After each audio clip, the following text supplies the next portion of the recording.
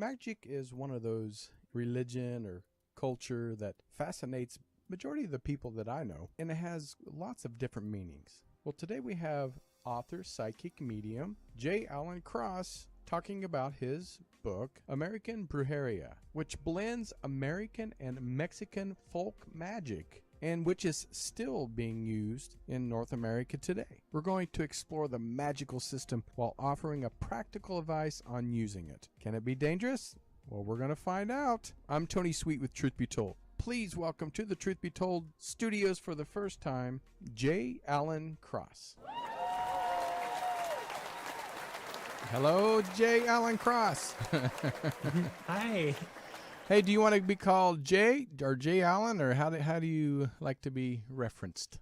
You can call me Jay. You can call me Joshua. If you're feeling some type of way, you can call me Professor Cross. Oh, all of it goes. Okay. You can just call me Tony. So, Cool. Well, thank you for being here. We're going to get into your book here shortly, but I think a lot of people may want to know. We hear magic, but when you put folk magic in front of it, what does that actually mean? Yes. So folk magic is quite literally the magic of the folk. So it's the magic of the people. So where we separate this from something like witchcraft is often mysterious. It's often dark and secretive and kind of, entails a lot of things that are out of the norm or maybe subversive to kind of popular culture at that time. Whereas folk magic tends to go more with the flow. It tends to be something that people are familiar with, something that it's not as scary, it's not as secretive, it's something that is just kind of done every day. So it's simple things like a horseshoe for good luck is folk magic, or throwing spilled salt over your shoulder would be considered folk magic. It's something that we've seen. It's a lot of things that most people call superstition. Right. But it kind of tends to branch out a little bit more than that. And a lot of folk magic too does come from this kind of area where indigenous communities or pagan communities that were colonized and introduced to Christianity, they end up kind of forming their own magic, utilizing Christian symbols in order to hide kind of the old magic in the new culture. Right. So folk magic is just kind of the magic that is in the people's hands, the common magic. Well, I always think it's funny with even Christmas. A lot of what Christmas is pagan, and so there's a lot of little tidbits that are not necessarily anything to do with Christ or Jesus. Exactly. And like we just passed Easter too, and very similar. Right. And well, you're absolutely right. I think a lot of times, especially, our grandparents, my grandparents were born in like 1903 and 1909, and they had a lot of their ancestors, come from like Kentucky, at least mine did, and the hills. And so they did have a lot of superstitions, the salt, like you said, over the shoulder. And it was just something that we grew up with, and we didn't really know what that was. Well, Grandma did it, so I'll do it. So we really didn't know the impact of what that is. How when it comes to some of these superstitions or traditions that we do that we don't even know that where they came from, do they actually have an impact on our daily lives or, things we do in our life, period? In my experience, yes. Folk magic can actually be a lot stronger than a lot of people give it credit for, because this stuff seems so common, or like you said, oh, that's something that my grandma used to do. Right.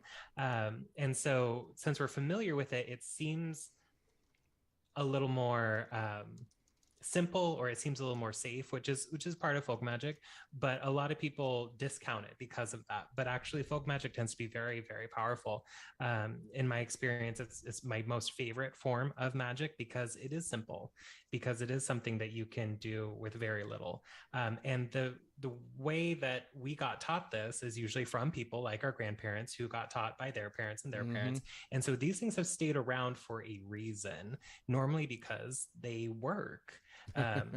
Whatever it is that people are trying to do, whether it's like a horseshoe, like we were talking about earlier, for protection or good luck, or, every culture has its own folk magic. So these things do get passed on for a reason, because a lot of the time they do work, and a lot of the time they don't have anything else really to fall back on, which is also something that is going to fuel the magic and make it more powerful.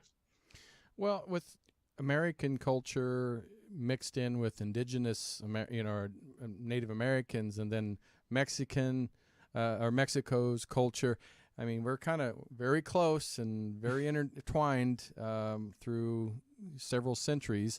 How has the mix changed folk magic? Because, like I said, some European folk magic came over from Europe, and then the indigenous people also had their own. So how has it changed some of the magic itself? It has changed it enormously. So folk magic is, a living, breathing tradition, and people often kind of try to pretend like folk magic is something that we used to do, and or something that was done in like the old days, but it's still very much alive and well, and it's something that does grow and change and evolve with the people, because we have to remember too that this is the people's magic. So when new influences would show up, those would also become intermixed with the magic, or new belief systems, or new tools as well. So the folk magic we used 100, 200 years ago looks very different than now, because the tools were different. What we had access to was different.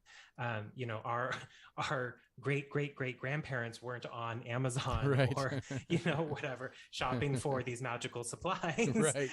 They were trying to get things that were like pulling up nails out of the floorboards, or grabbing tail feathers out of the chicken. So what we have access to, where we are in the world, and also the people and the cultures present around us, is always going to influence the folk magic every time. Is folk magic and kind of voodoo similar to each other? So voodoo is actually a religion, right? But don't they do Africa a lot of magic and potions and spells and stuff like that, or no? I'm not well versed in voodoo, but Lilith Dorsey actually has a book out on voodoo that is extremely helpful. Gives the ins and outs of voodoo, and also some of the other African traditional religions, such as like Santeria, as well, which is really interesting. Yeah, no, it is fascinating. I mean, because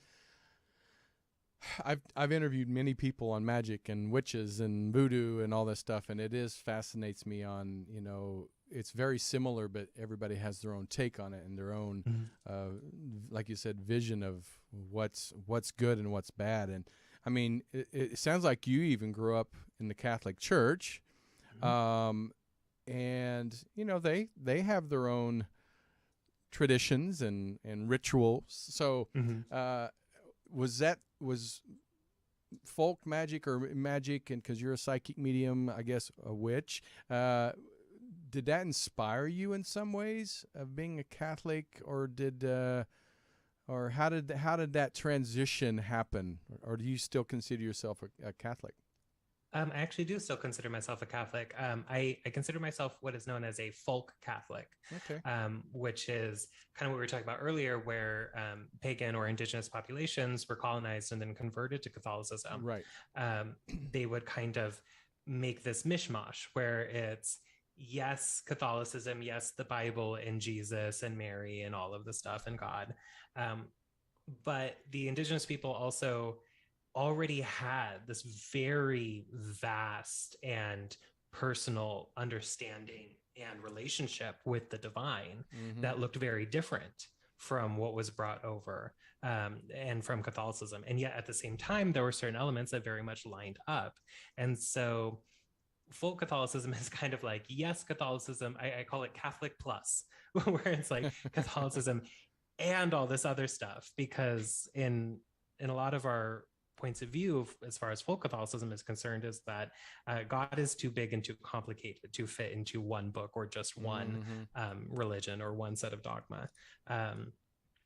But yes, this is me growing up Catholic, was very much an introduction to the occult in many ways, because I'm growing up as an altar boy. I'm standing up there in robes next to some guy in robes at an altar, and they're chanting in Latin and burning candles and incense and serving up flesh and blood for the congregation. I'm like, this is all very witchy. So it was kind of my original introduction to magic. And even now, I kind of, and my parents got divorced when I was fairly young, which means you don't really go back to church after that. Plus me being just super gay, even at a young age, that we kind of broke away from the church for a while. I became very pagan. And then it wasn't until my adult years that I actually circled all the way back around to becoming Catholic again, with kind of a renewed understanding of how I feel everything works. But Catholicism really lends itself to being magical in many ways, because, we have the saint system, which is very similar to polytheism, which we have saints that kind of rule over certain aspects or certain activities. And so we can ask them, in Catholicism, it's very normal for, if you are having trouble with something, you light a candle and you ask that thing work itself out, which I found to be very similar in witchcraft circles. You light a candle, you ask it to fix itself, and it does. So I started to realize we're all pretty much doing the same thing here. We're just using different language. But how was that transition, though, from, like you said, going to church, and then your parents divorced, and then you didn't go back? But when was the first time that you really picked up that book and said about magic or witchcraft or psychic? I mean, because that's a big transition for some people to, quote, come out as a medium or a practicing witchcraft or anything like that. It was weirdly simple for me, because I grew up as a kid, before I could read, I would carry like the big family Bible around and say it was my spell book. Because it looked like a big leather bound, like it looked like a spell book. And, I used to get in all kinds of trouble for that, because you're really not supposed to do that. And yet flash forward to me now, about 20 years later, and I use the Bible like a spell book. So it was all kind of somehow encoded into me from a very young age. I was very lucky to have a very open-minded mother, who also shares some of my gifts and abilities. And so we always just kind of looked at it as something that came from God. And if God didn't want us to be this way, wouldn't have made us this way. So that was kind of how the transition went. And if you go back into the days of the early Christianity, most people that would consider psychics, mediums, were considered prophets. So, they weren't really looked down upon. So some people were wanting to know, and what is your relationship with your community, such as the witchcraft or psychic medium community? What is that relationship like when it comes? Because I know a lot of people that in this field have their own kind of mindset and versions of witchcraft and folk magic and stuff. What is the relationship in the community? That's a loaded question, especially right now. Well, as far as I'm concerned, I am a bit of an anomaly where, not only as a gay person who identifies as Catholic, but also as a person who identifies as both a Catholic and a witch, I get a lot of people saying that I can't do that.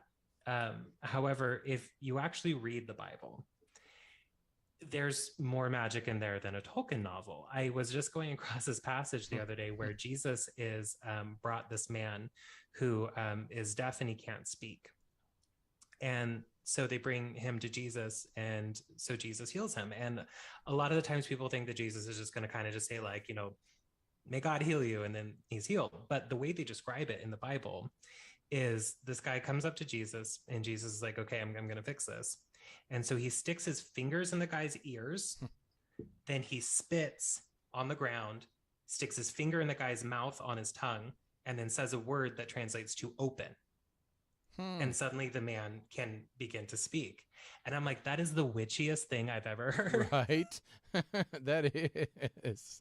And I then love even it. like, there's so many, like, I was reading this other passage too, where after Jesus has been crucified and kind of like in that span of time after Easter, which we're actually in right now, where Jesus was showing up again Right. and performing all these miracles and whatnot, when he wasn't there and they needed kind of his input or God's input, they would do something called the casting of lots, which is what we know as, I think is called cleromancy, but essentially it's like chance things, like drawing straws or flipping a coin or something like that to get in touch with God. And that's divination. And I'm like, this is all very, very witchy. Well, no, I always found witchcraft and, you know, a lot of these religions such as voodoo interesting because I think because people always look down upon them, but some of the nicest people were part of this community versus growing up. And I'm not talking anything bad about Christianity because I consider myself a Christian, but it's just some of the people that were in Christian community were so not nice not people. Christian. Yes. Not right. They were not Christian-like. Yes. So, and that's what I always found that's a lot of, you know, I interviewed a guy that I know, you know, everybody can think what they want to think, but I don't know him personally. I don't know him outside of the studio that I interviewed him in, but he was the priest of the Church of Satan. And he was one of the nicest guys. I was just like, how, you know, that is crazy. But like I said, I don't know him outside of the studio, but very nice guy. And they explained, you know, that they help people, homeless people, and raise money to help homeless people. And they don't allow anybody under the age of 18 to join the church until they turn 18 and on their own choice. And I was like, wow, because Christianity, a lot of people are unfortunately forced into Christianity. Again, I'm not talking bad about it. I'm just, it's just, that was my experience. But, well, first of all, you're coming on the show to talk about your book, American, and I'm going to, Brujeria, right? Yeah. Right. Perfect. Okay. So tell us about your book and a modern Mexican-American folk magic. What inspired you to write this book? Well, I had kind of reached a point where I knew I was going to write a book, and I had a few different options to kind of choose from, but I wanted to do something that either hadn't been done before or would affect the community in a really positive way, or I didn't just want to write a book to write a book. You know, I wanted to see a need and then kind of meet that need. And a lot of people were asking me they're like, oh, you're Latino, you know, you should write a book on brujeria. And I'm like, yeah, but I don't do traditional brujeria. Like that's not something that's in my wheelhouse. That's not something that I would feel comfortable writing a book about. But then I kind of, with that put into my head, I began looking around at the way that I was working and began looking around at other people who are Mexican American, who have, you know, maybe have ancestry in Mexico, but have been, you know, in the United States for one or more generations. I began to realize that we all had very, very similar ways of working, right, that had their roots in Mexico, but had very much changed. And upon kind of realizing this, then I kind of went, oh, there's something here that I need to write about. And right. So the first thing that I did was I reached out to everyone that I knew with Mexican ancestry or heritage, and began interviewing them. And it was so funny because we're talking about, you know, these things that, you know, our grandparents do that we don't think of as being weird or mystical or anything like that. It's just something that we do. I would sit down with these people and I'd be like, okay, I'm writing a book on Mexican American folk magic. And they'd be like, whoa. Like, I don't do any of that. You've got the wrong person. And I'm like, no, just hear me out. First question, did your family use Vicks Vapor Rub? And they're like, oh, well, yeah, totally. Absolutely. And I'm like, can you tell me about that? And they're like, oh yeah, like this one person was sitting there with me and they're like, yeah, so my mom used to do this thing where she would take the Vicks and then she would mix it with like salt and then like her saliva. And then she'd like say this prayer while she was putting it on me in the sign of the cross. And then they go, that's magic. And I'm like, it is. And so all of this stuff is so kind of like ingrained in our culture and in our families that people don't even realize that it's magic. So that was kind of part of it. And kind of how I started doing this was I'm like, okay, we as Mexican American people have our own way of working that's different from traditional brujeria, but still very much alive and still very valid. And anytime you have a community that is sort of an island unto itself, like Mexican Americans, because we don't fit in with the American population, but also you go try and sit at the table with the like Mexicans from Mexico, and they're like, you're not one of us either. So you're kind of in this weird in-between place. Right. And whenever you have a community that's kind of unto itself like that, its own folk magic will develop. And so I really wanted to not only spotlight my own community, but also the magic that was coming out of there that people weren't talking about.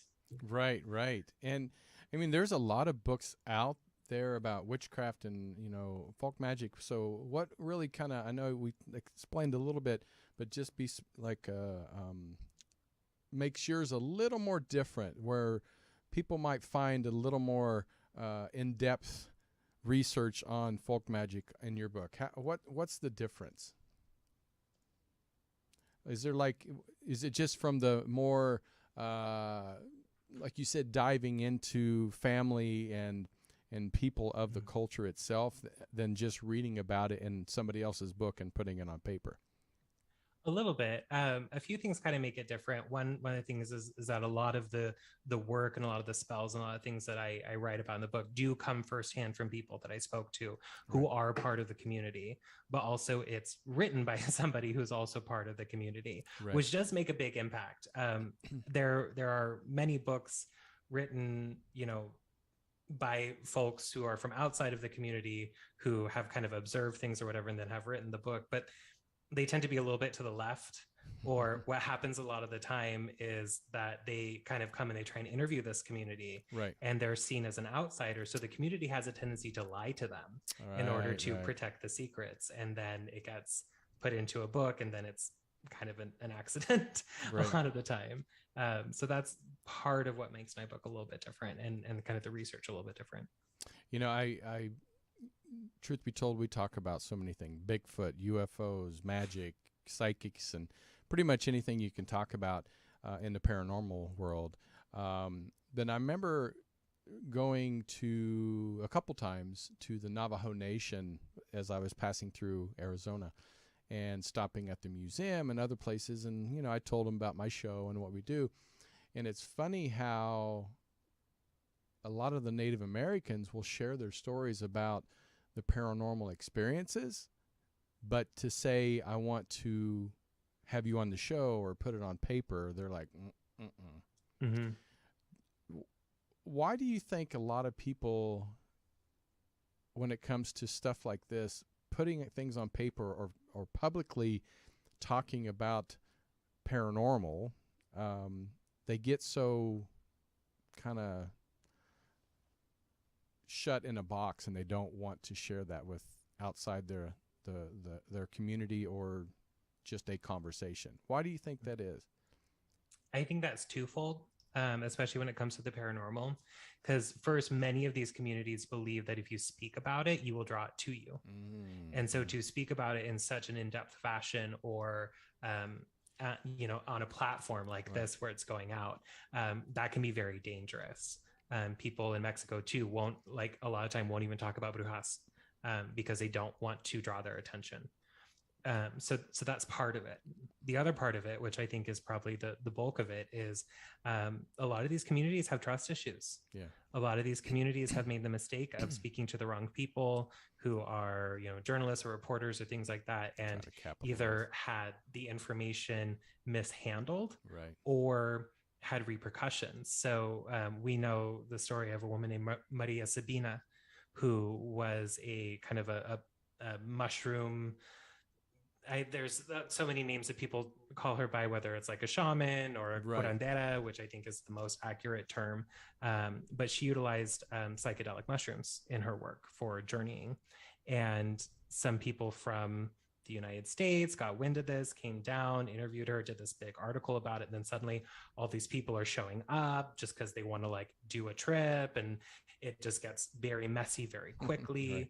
And, as a curandera, that work for her was very sacred and very important, and especially to that entire community, was very important. And so once that got into the hands of the wrong journalists who just published in the United States, come down to Mexico and you can have a trip and it's spiritual, and then everyone wants to have the experience. And we're seeing something very similar with ayahuasca right now. Right. And so it can be very dangerous to kind of speak to the wrong people. Well, and ayahuasca, I'm going to bring that up because a lot of people use that for, going to another dimension and all different reasons. Is ayahuasca used in any type of folk magic or? I'm not sure I would classify it as folk magic. Or any type of like rituals or like. It is used for rituals, for what we call journeying, where you're talking about kind of going into different worlds. Right. The thing though, a lot of people don't understand is that I believe traditionally there were specially trained people who would take the ayahuasca on your behalf, go to the other place, figure out what they could, and then come back and tell you about it. But that's not what people want to do. Right. People want to take it themselves. And so this kind of new craze of I'm going to go do the ayahuasca or whatever, it was never meant to be done that way. And a lot of people don't take things like the preparation very seriously. They don't take the whole experience very seriously because they're just there as kind of what we call kind of spiritual tourism. I'm here to have the experience, but they forget that this is also very sacred medicine. So I liken it a little bit to be like me going into a hospital and taking up a bed because I want to know what this is like. Right. And that's not really what you want to do. Right. Well, I'm going to take a few questions from the chat room and see if we have a few here. Now, in folk magic, is there any particular like spells or potions or practice that you use or do on a daily or weekly or monthly basis to better your surroundings? Oh, totally. For me, a lot of it, so folk magic tends to be very practical. So for me, a lot of it is kind of like how I do things like housework. Right. So the directions that I sweep. So in folk magic, it's very common for you to sweep from the back door to the front door and then out the front door as a way of removing things. Whereas if you went the other direction, where you sweep from the front door to the back door, you'd be bringing things into the home, which is something that you may want to do, but it depends on kind of what your intent is that day. Similar things like mopping as well. So like floor washes are very big in folk magic because you have to clean the floor anyway. Right. Might as well utilize this as a means of making change. So people might make special floor washes that are going to get rid of bad luck. And then they would mop their floors from back to front to get rid of bad luck. Or you might do a floor wash to bring in love or romance or someone you've had your eye on. And so you would mix up a very special floor wash and then do that from the front door to the back as a means of kind of drawing something in like that. So those practices are found all over the place. You find those in a lot of Southern traditions, especially. But then there's all kinds of stuff like things that you wear. So like I have saints medals right now. These are common protection against kind of spiritual ailments, whether it's things like what we call ojo, which is like evil eye, or, other people's whatever that they might send at you. So yeah, there's a lot of very common things that we do, but we do them in a way that kind of makes them magical and then makes them work. So, yeah, I used to go to Miss Delorese's church. I don't know if you know Delores. She was an actress for, many years. She was a singer. In fact, she started as a singer and then turned into be an actress. And then she was a Highway to Heaven. What was that? Oh gosh, it was a TV show. She played an angel. She was amazing. But she actually, when she got divorced, she wanted to, eventually get remarried, and she got 2 beds. She got rid of the old bed, got 2 beds. and she made the bed up next to her as if this was her future husband's bed. And she would always set a plate for dinner as of her future husband. And so she found an amazing guy and was with her till the end, until she passed away. So is that considered something of a folk magic of, the intention of? Absolutely. And I actually give that advice to people a lot, especially when they're working love magic. I'm like, okay, so you're doing this magic to bring in a new life partner, but is there room for them in your life? Like, is your closet so overstuffed that there's no room for them to put their stuff in it? Mm-hmm. So I tell them to do things like clean out your closets, sleep on one side of the bed so that there's room for them, things like that, setting a plate for them. That is definitely folk magic. Absolutely. What about, I've heard this from somebody, I can't remember who told me this, but my mother passed away about 3.5 years ago. And right after she passed away, they said to set a plate for her.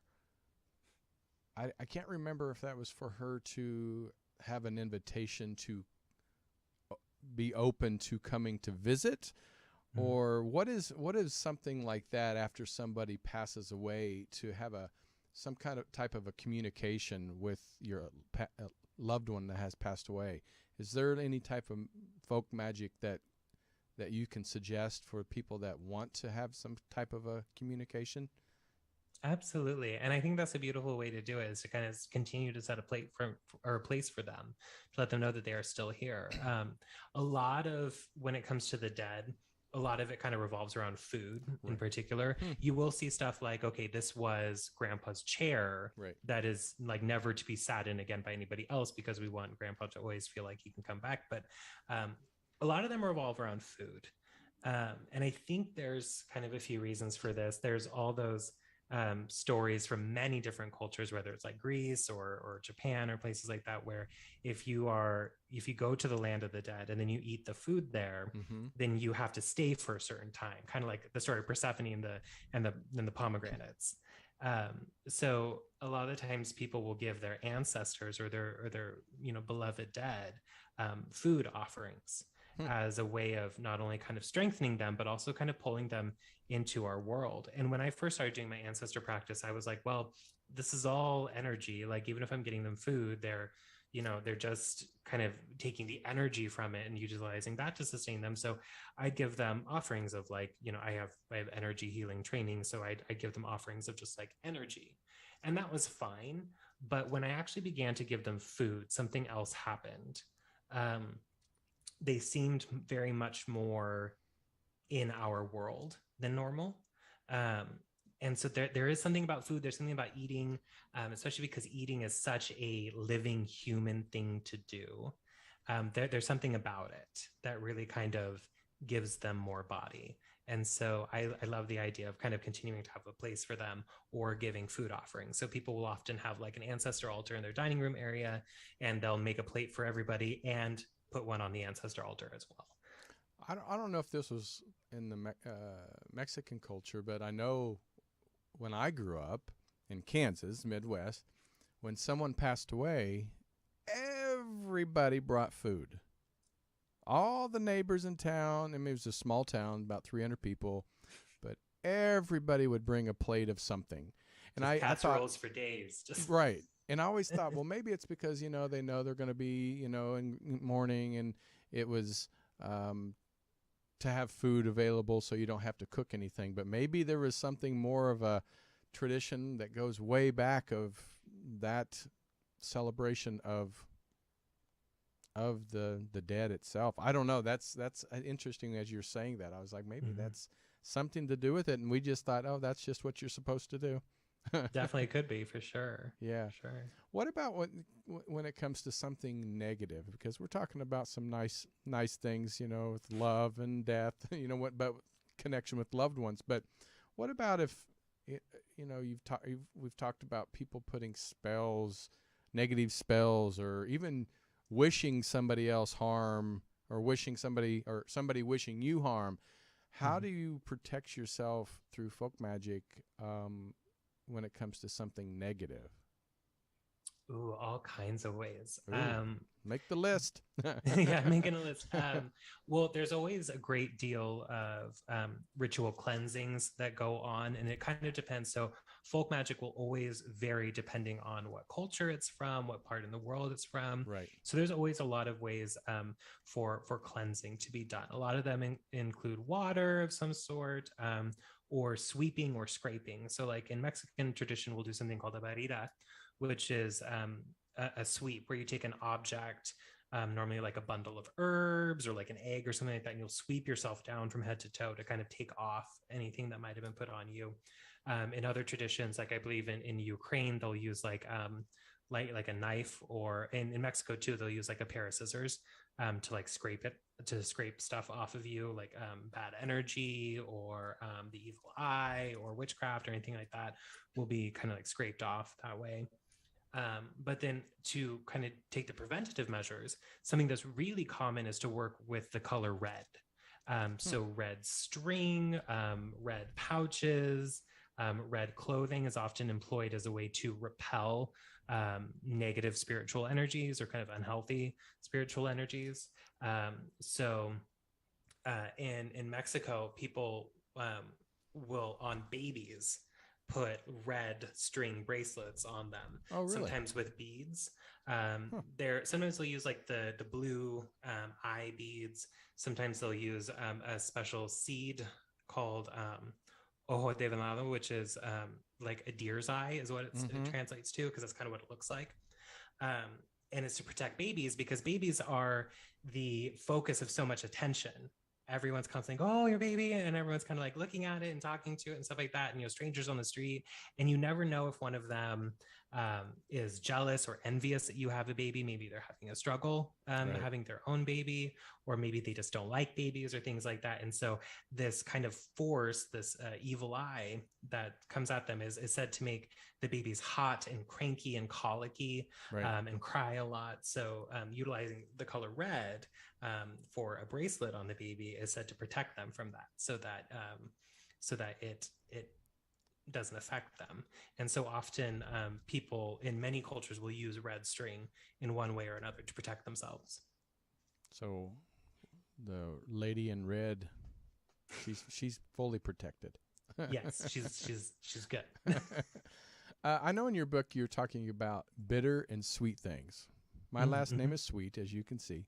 So could you explain a little bit more about that when it comes to like foods and how does that affect folk magic and how, spells or whatever? How does that, is there a difference? Because I know bitter, sometimes I never understood, like some of the worst tasting things are the best for you. And I'm like, but that doesn't make sense. Right. That's kind of one of my rules in herbalism. I'm like, if it's gross, you need it. Right. But yeah. So in this work, a lot of things are kind of divided up into two categories of either bitter or sweet. So depending on what your ailment is, a folk healer, or in Mexico, we call them a curandero or a curandera, would prescribe you either a bitter bath or a sweet bath. And so like a sweet bath might entail things like flowers or like milk or things like that in it. But a bitter bath, you're going to get like some basil or some limes or some, rosemary, things like that, because bitter energies were considered to be more cutting. They were a little more harsher, but they were good at kind of really slicing through anything that you don't want around. And so in the book, I kind of use this analogy of,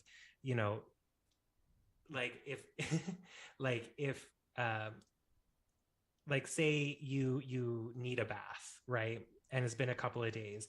You can, spray yourself with perfume, kind of like, what we call sweet, something that would be sweet. But that's only going to work for so long before you just smell like perfume and odor. Where you may need something bitter that's really going to just scrape it off of you, something like soap that's going to actually cleanse it away. Then that's going to be different. So that would be more of like a bitter thing. But then also the sweet parts also tend to be very soothing. So they tend to go hand in hand, where if you give someone like a really intense cleansing with something bitter, then you might follow it up with something sweet in order to kind of soothe it. So it's kind of after you get that big scrub down and you're kind of raw, and then, maybe put some lotion on it so that you're okay afterwards. Well, actually, Renee in the chat room says, "Oh yeah, bitter herbs is in the Holy Bible." I remember reading that when I was studying and reading my Catholic Holy Bible, American Revised Edition for college students. So, yeah, so there you go. And also, Renee was saying the Brujeria in the Philippines is called Aswang, in which Tagalog language means ghost, witch, demon. I like it. Yeah, right? You're like, right up my alley. Exactly. Yeah. The Philippines is really neat because they were also colonized by Spain. So we have a lot in common when it comes to the magic. Yeah, I'm sure.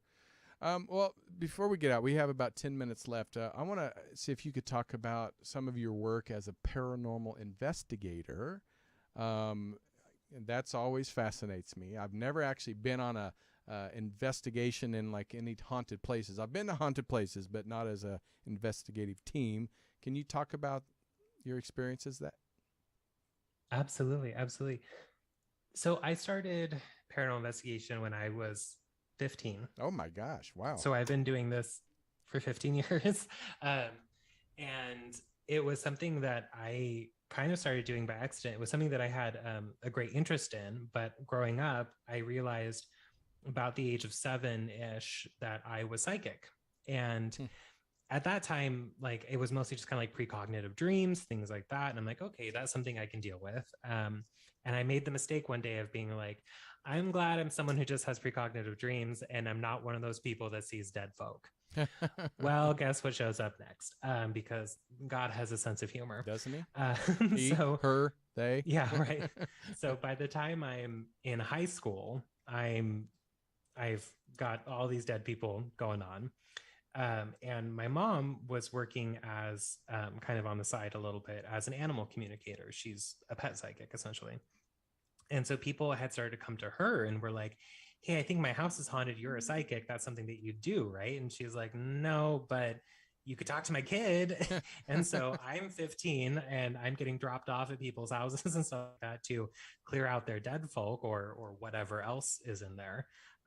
So that's kind of how I got started. And I was doing that on my own for quite a while until about 10-ish years ago that I got in touch with a group in Portland, Oregon, where I have joined their team pretty quickly.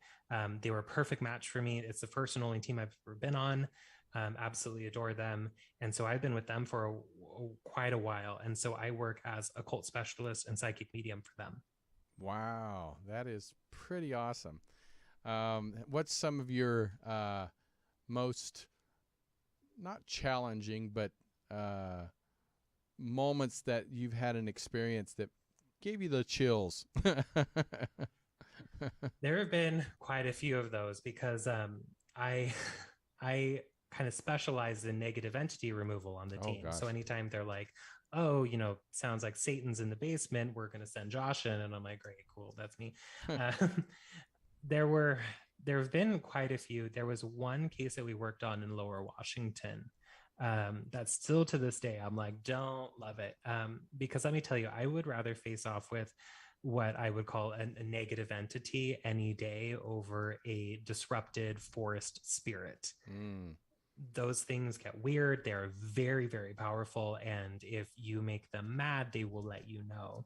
And this man had built this beautiful home in the kind of wilderness or woods kind of outside of Battleground, Washington. And in order to do so, he had to cut down quite a bit of the forest that was in that area. And things got very bad for them. They would see kind of what they would describe as Bigfoot creatures, but always in silhouette. So they were always like completely black, like a silhouette, but with red eyes. And they would see them kind of like just like walking through their driveway and things like that. Or some of them would be very tall. And he had a grandson that would come and stay with him. And his grandson's room was on the second floor. And his grandson would wake up in the middle of the night screaming because there would be one of them looking in the window because it was so tall. And about the time that he called us to do something about this place, he sent with his email a picture of something that had been left on his porch.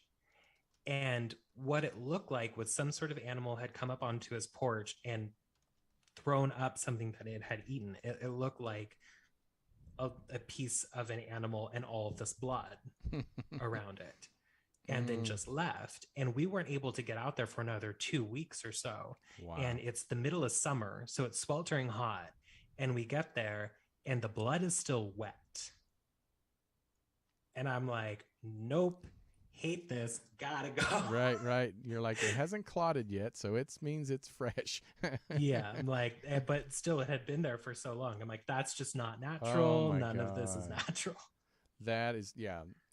That would be my biggest fear. Is like, I'm like, oh, I can take this, and then I go and I scream, cry, and run like a 12-year-old girl. Right. That's why I always say that my number one rule when it comes to paranormal investigation is that paranormal starts with P.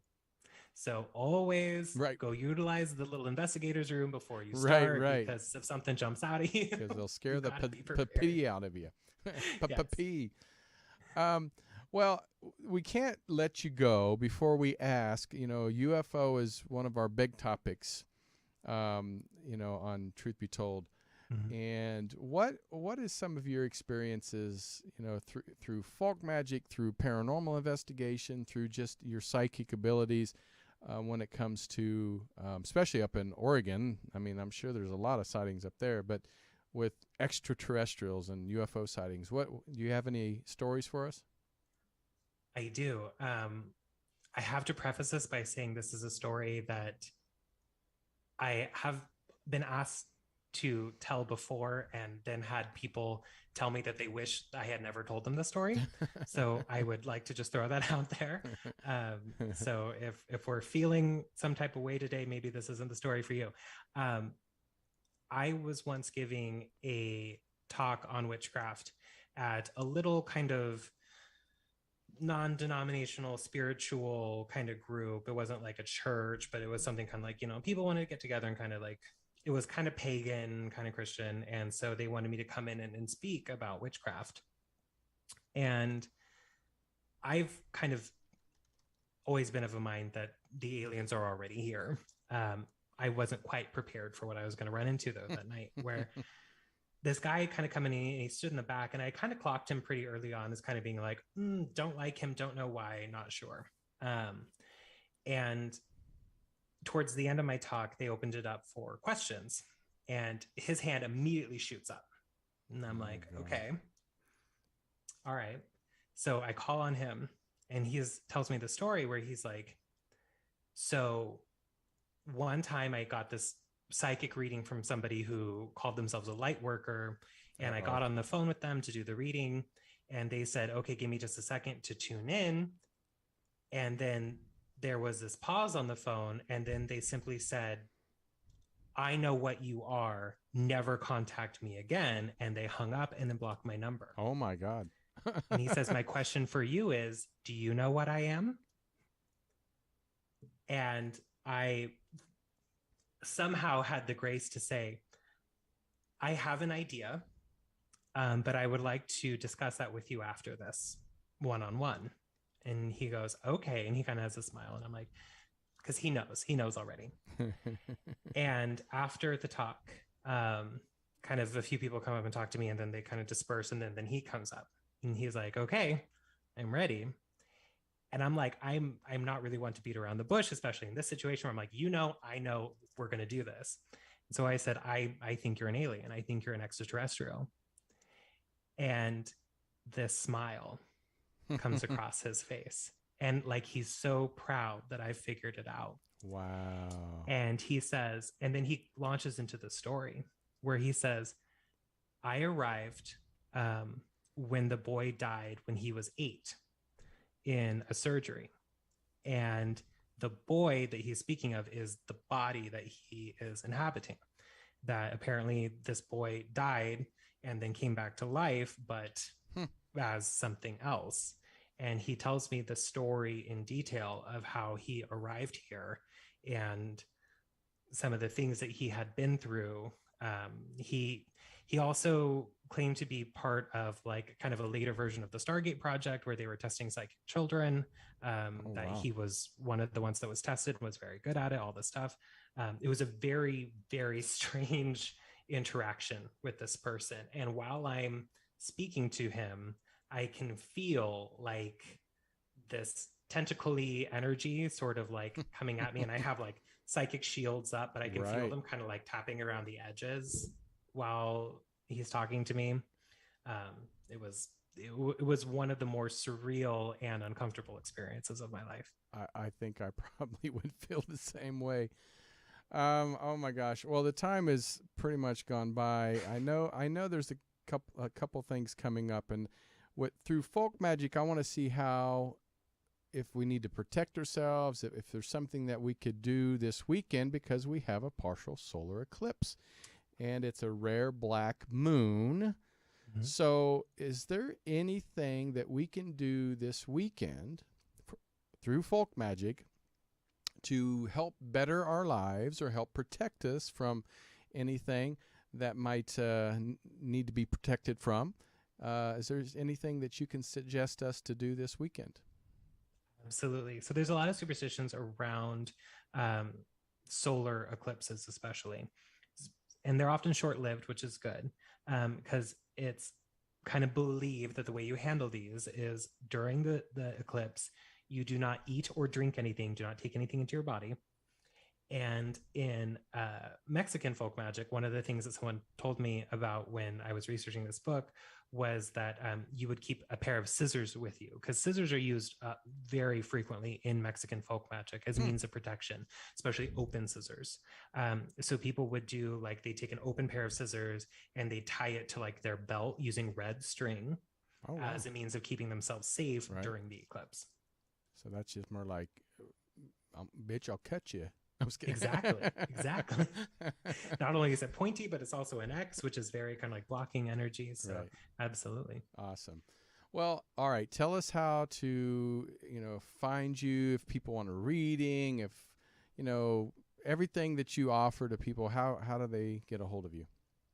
Yeah, absolutely. So the best way to book a reading with me or spell service or else do spiritual coaching. So if you want to learn something or get advice about something, I do all of those. So the best way to find me is through my Instagram, which you can see kind of here at the bottom where it says @OregonWoodWitch. That is my Instagram.